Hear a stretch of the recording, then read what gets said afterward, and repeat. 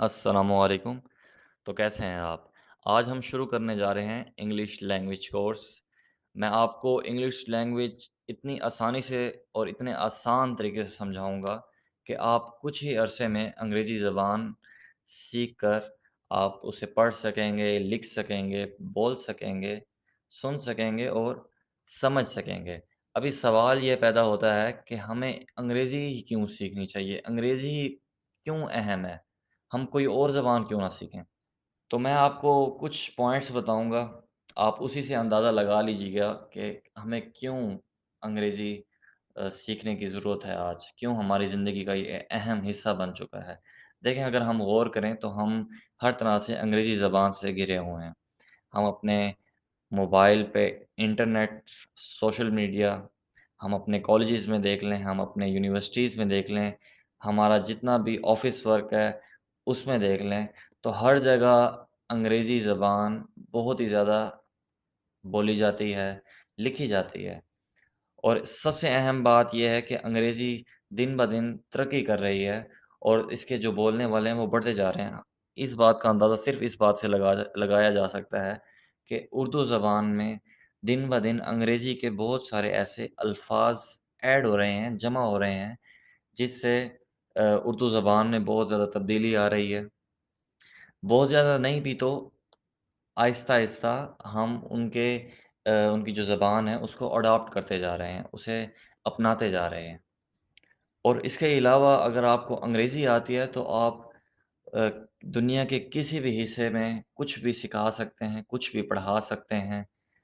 آپ کسی سے بھی کوئی آپ نے کچھ سمجھنا ہے، آپ نے کچھ پڑھنا ہے، آپ پڑھ سکتے ہیں۔ ابھی بات آتی ہے کہ انگریزی سیکھنے کے لیے کیا چیزیں بہت زیادہ اہمیت کی حامل ہیں۔ کون-سی ایسی چیزیں ہیں جو اگر ہمیں پتہ ہوں تو ہم انگریزی کو ہم اچھے سے سیکھ سکتے ہیں۔ تو سب سے پہلے تو آپ کے پاس شوق ہونا چاہیے۔ اگر آپ کے پاس شوق ہے تو آپ چند ہی عرصے میں سیکھنا شروع کر دیں گے۔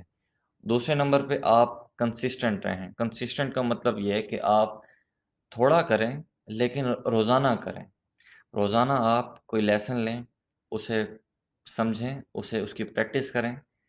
اور نمبر 3 تیسرے نمبر پہ جو بات ہے وہ یہ ہے کہ آپ جتنی زیادہ پریکٹس کریں گے، آپ جتنا زیادہ سمجھیں گے، آپ جتنا زیادہ پڑھیں گے، آپ جتنا زیادہ بولیں گے، آپ اتنا زیادہ جلدی انگریزی میں مہارت حاصل کرتے جائیں گے۔ تو چلیے پھر اپنی پین اور نوٹ بک نکال لیجئے، ہم آج اپنا سب سے پہلا لیسن شروع کرتے ہیں۔ ہمارا جو سب سے پہلا لیسن ہے وہ یہ ہے کہ الفابیٹس۔ میں آپ کو جنرل پہلے یہ سمجھانا چاہوں گا کہ الفابیٹس ہیں کیا؟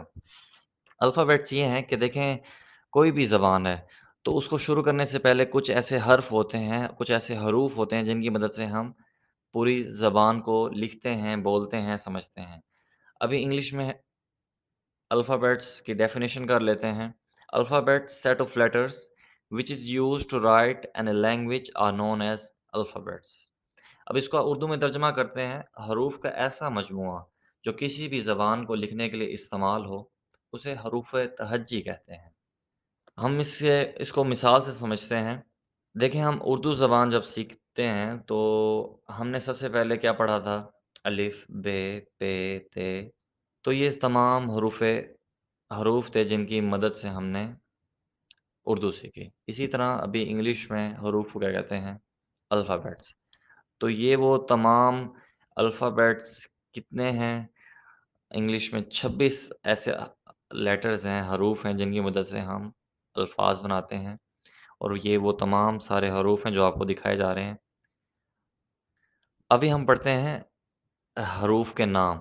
آپ نے ان کے نام کو یاد رکھ لینا، یہ سب سے زیادہ اہم چیز ہے کہ آپ کو نام پتہ ہو، کیونکہ اگر آپ کو نام نہیں پتہ تو آپ کو پہچان بھی نہیں ہوگی کہ یہ کون سا لیٹر ہے۔ تو سب سے پہلا جو ہمارا لیٹر ہے وہ ہے اے۔ میں نے نمبرنگ کی ہوئی ہے آپ کی آسانی کے لیے۔ سب سے پہلے ہم یہ والی لائن پڑھیں گے۔ سب سے پہلا لیٹر ہے اے، پھر ہے B, C, D, E, F, G, H, I, J, K, L, M, N O P Q R। हम यहाँ 4th लाइन पे पहुँच आए हैं, तो आपने ये काउंटिंग देखते जाना है। पहले 1 है, फिर 2 है, फिर 3 है, तो फिर अभी 4 लाइन पे हैं। अभी यहाँ पे आ जाता है सबसे पहला letter S T U V W X। अभी आगे चलते हैं Y Z। तो ये वो तमाम हरूफ हैं जो अंग्रेज़ी ज़बान में इस्तेमाल किए जाते हैं। जाने से पहले लाइक, सब्सक्राइब और लोगों के साथ शेयर करें।